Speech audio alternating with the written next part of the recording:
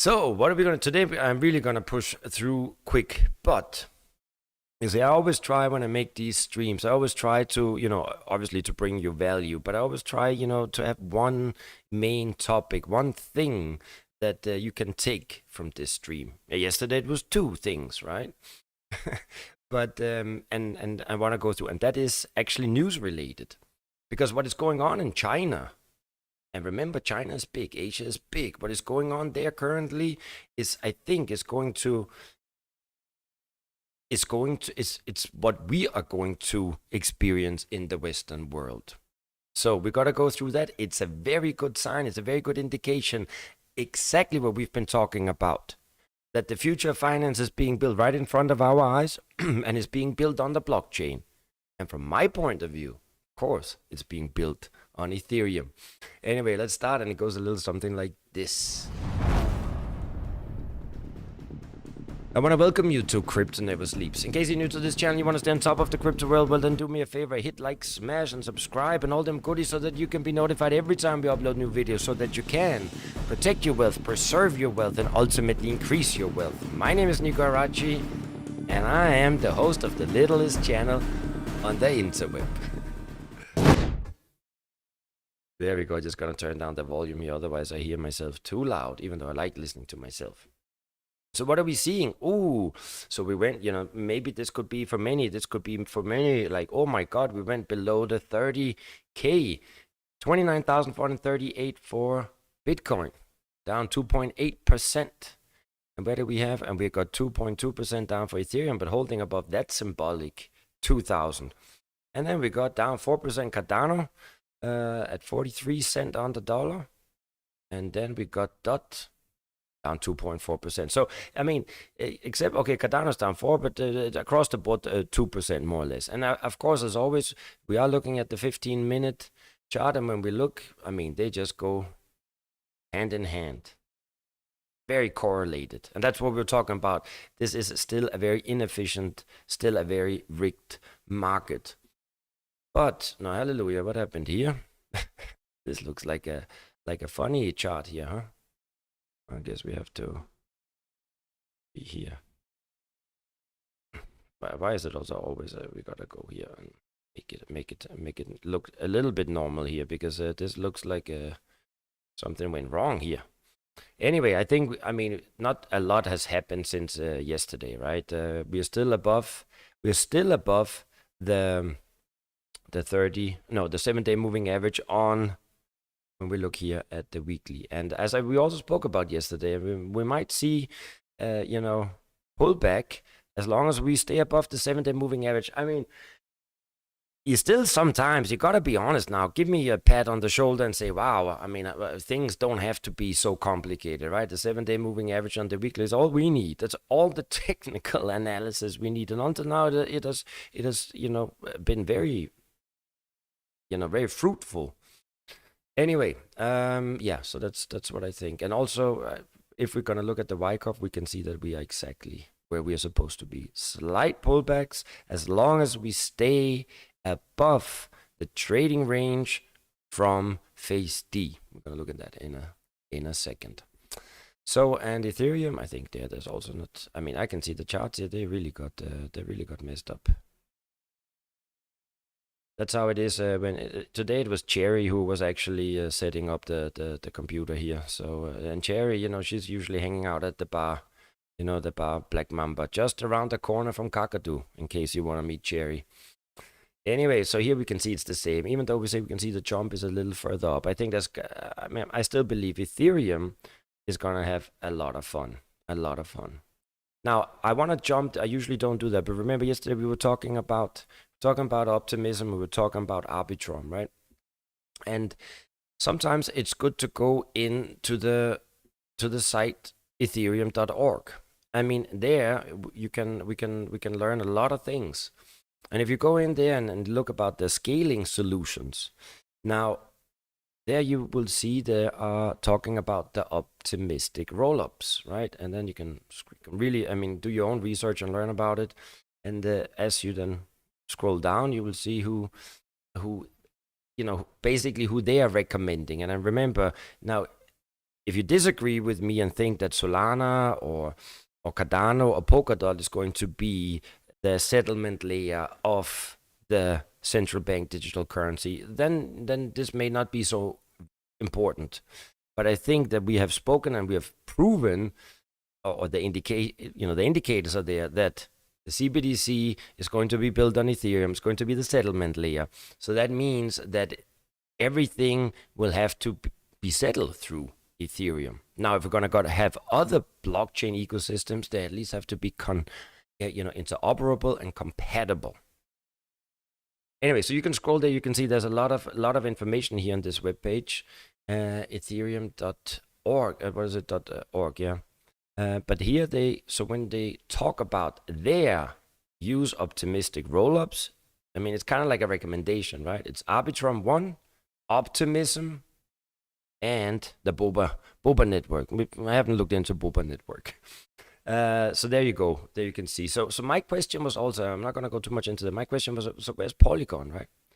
But Polygon is not a optimistic rollup. Polygon is actually more like a zero knowledge roll-up. We won't talk about this today because it's a little bit complicated, but it's basically like zero knowledge is good for this, and optimistic roll-ups is good for that. Now, remember, we were also once on this Ethereum page, and when we were talking about decentralized storage, right? Infrastructure. I know I'm jumping a little bit to, I mean, always, if there's one thing that is sure about me, that is that there's no consistency, right? Anyway, so we were talking about, about decentralized storage, and then you can go in here and we can see that platforms with blockchain-based, persistence, and so they're basically recommending Arweave, right? So that's why we are very optimistic on Arweave. But if you then also go down, and then we have platforms with contract-based persistence, and then you can see we've got Filecoin, Skynet, StoreJ, Zero Chain, Cross Network, Swarm, and Foreverland. Foreverland, that sounds more like a swingerland, like some sex club. Forever. But so I think, you see, because this Ethereum.org will be very much used also for, like new companies, new ventures, or big conglomerates that want to migrate onto the blockchain. They will go in here and they will look, what are they basically suggesting. And that's why yesterday one of our friends asked, give me a coin with 1,000x%. I mean, that's why I said cross network. I mean, but it has a market cap, I don't know, of 10, 20 million, and the ugly cousin on Kusama 4 million. Anyway, let's go over and see if anybody, who is here today.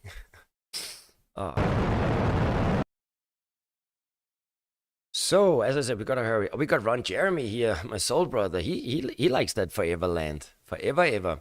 We got Southpad Tony, good to see you. And we got my soul brother, Shahid.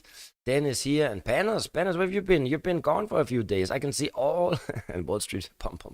It's nice to see that our chat is full of administrators. That's all we got. Everyone who was here today is administrators. Okay, guys, let's move on.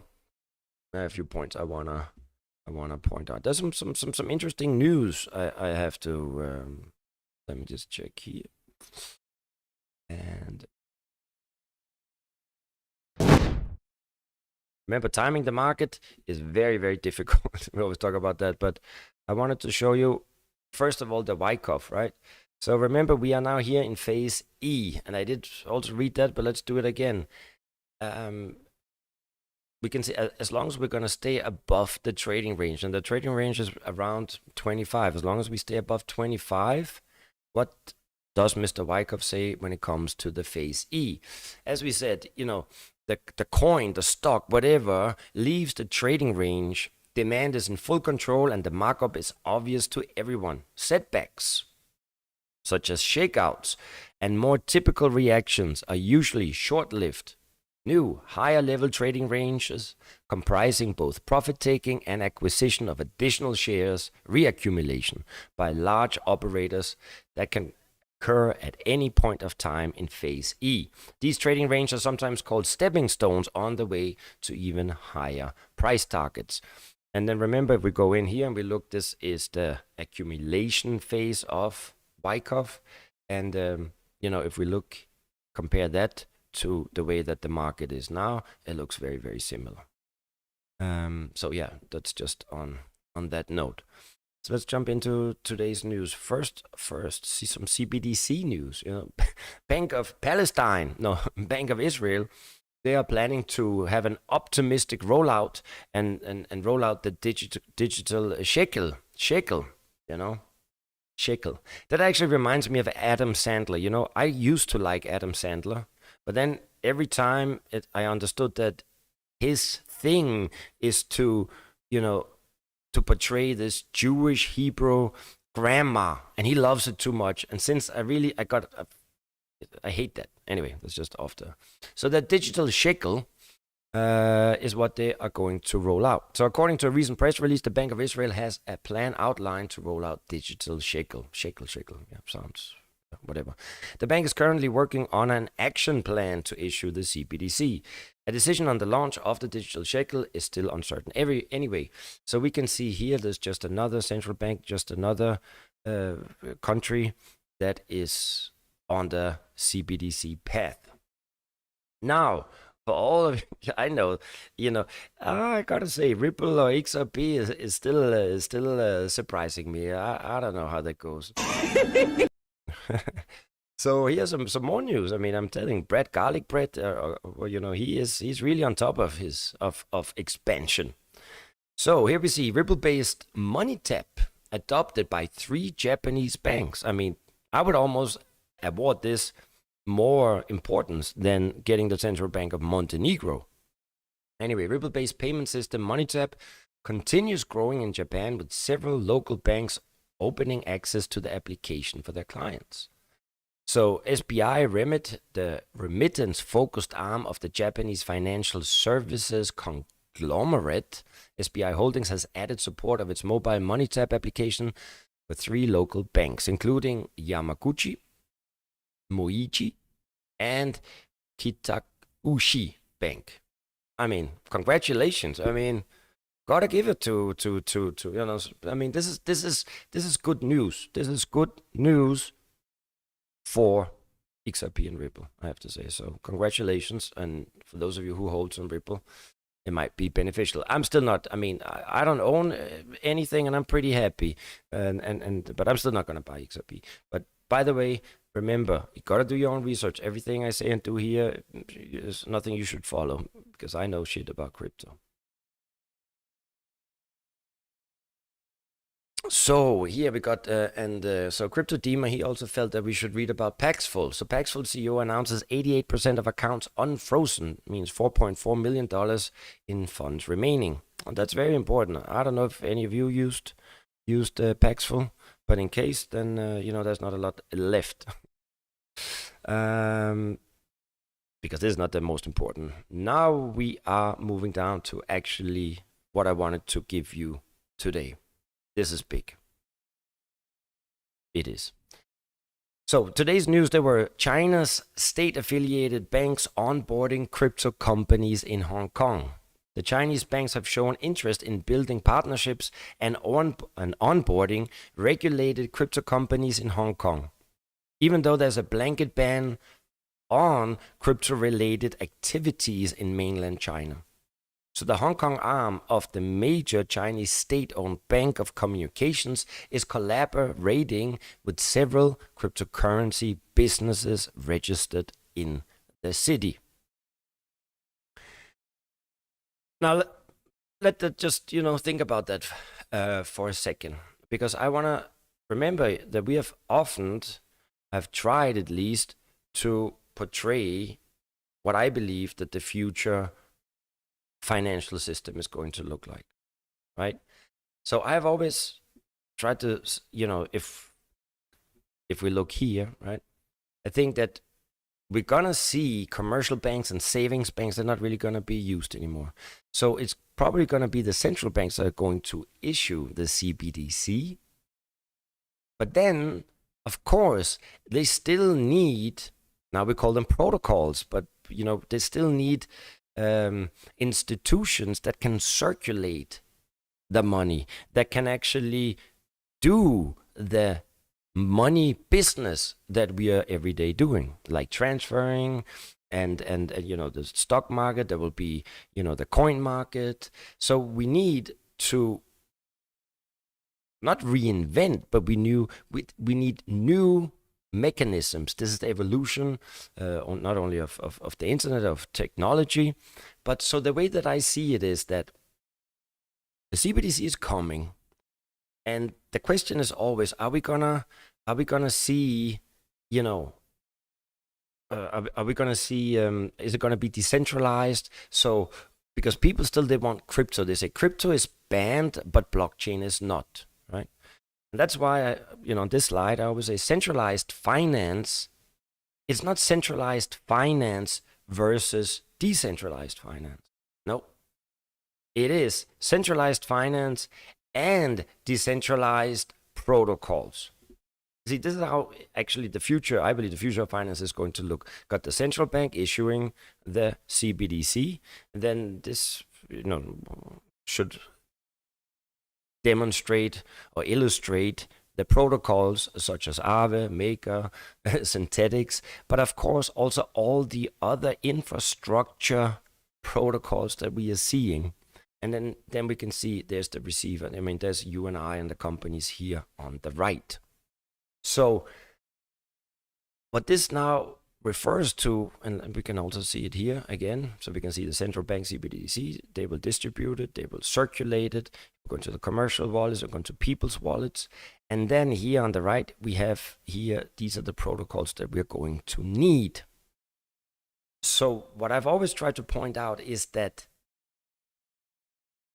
we will need, I mean, because if crypto or everything, everything that was crypto related was going to be banned, then why would we need Aave, Compound, Maker, and all the other fine protocols that are going to contribute to the blockchain ecosystem? We wouldn't. But due to the fact is that we are still living in a world where we have centralized governments, right? So they are going to relaunch their monetary, currency, the CBDC, but they need the infrastructure, right? And I think this is exactly what this piece of news from today is displaying. And in order to, prove my point, I have found another article that I want to share here. So this is from 28th of March. I mean, not 2 weeks ago. But here we go. Hong Kong-based, we gotta read it. That's what we got. So I'm gonna read and then explain. Hong Kong-based crypto firms preparing for the new licensing regime for crypto exchanges in June. And they have found unexpected allies in the region. So Chinese state-owned banks, including Shanghai Pudong Development Bank, the Bank of Communications, and Bank of China. These are all major government banks from China. They have reportedly started offering banking services to crypto firms in Hong Kong, or have made inquiries with them, according to people with knowledge of the matter. So the Chinese bank's support for Hong Kong's crypto industry is noteworthy given the Chinese government's ongoing ban on crypto-related activities. So you see, we would, or many people will see that as a contradiction, but it's not. And this is exactly what's going to play out in the Western world. It's funny to see that China has really been on the forefront of this CBDC new financial wave. So the Chinese bank's support for Hong Kong's crypto industry is noteworthy given the Chinese government's ongoing ban on crypto-related activities.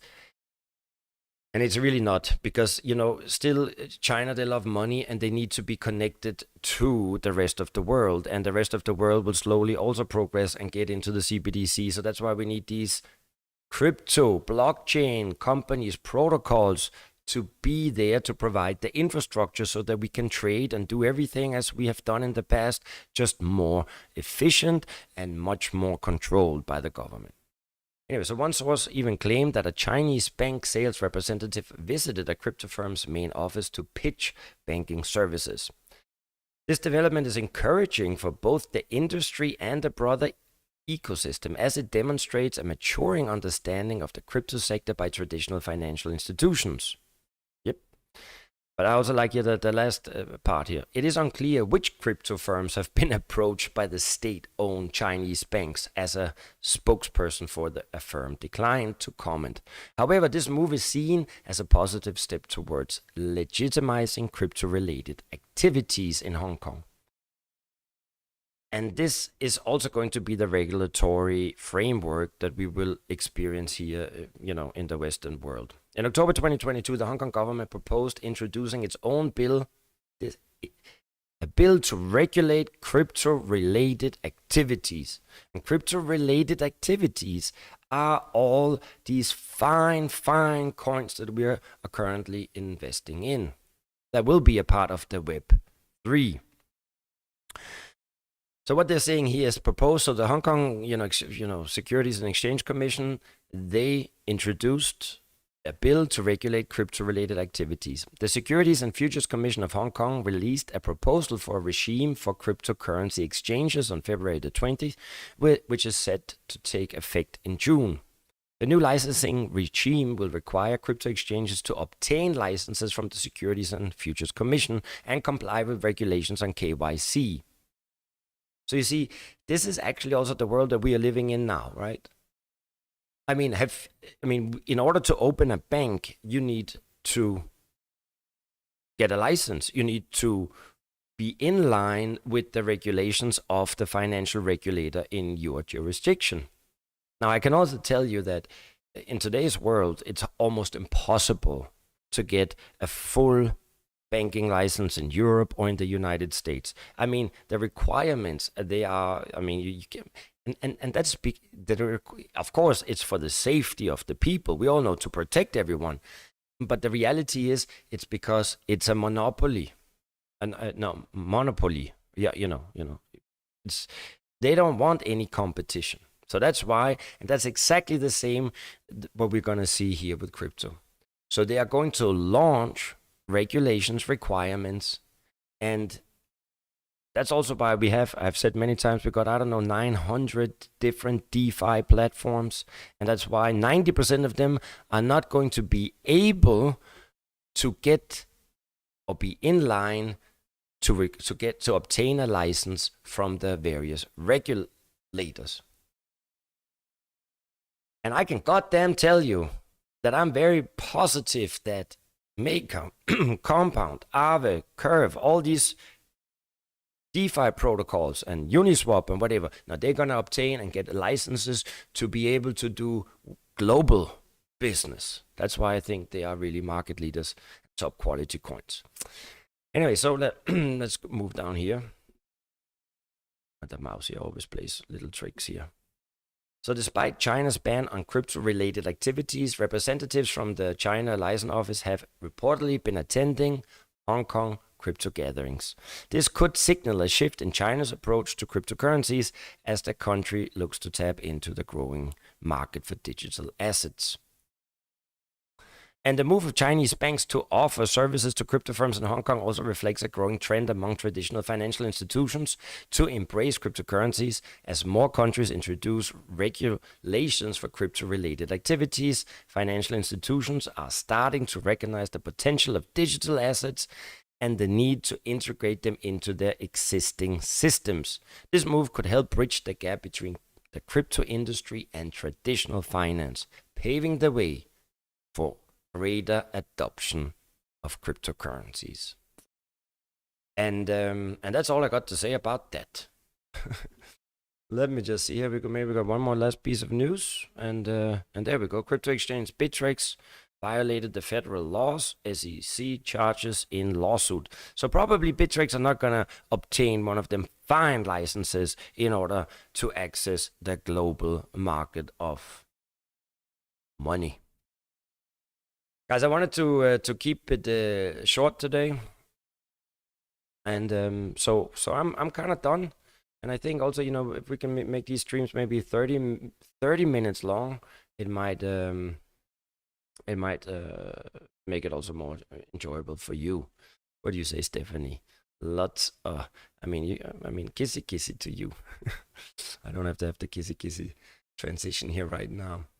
Let's see what you say. At the end, what happens is what the whales decide and pushes the market where they want to, and that is exactly right. And we've been speaking about that many times. And you know, as long as we understand the psychology of the market mechanics, and that is that it is being manipulated, it's being rigged, and as long as we understand that, well, you know, we are like the little fish, the little fish behind the big whale or whatever, behind the big whales, and we seek comfort and we hide there, and we survive, and we survive. Not only we thrive. So another day we will talk about, and another channel we will talk about, power to the people, and the politics of the world is not as democratic as the Western media, or any media for that matter, in every country would like us to think. But here on this channel today, and until we're going to see the high of Bitcoin, 200 to 250,000 in October 2025, until that time, I don't really care too much about politics. I want to make some money. Let me know what you think about that. So that's it, guys. Stay strong, and always, always remember, don't quit. Don't quit.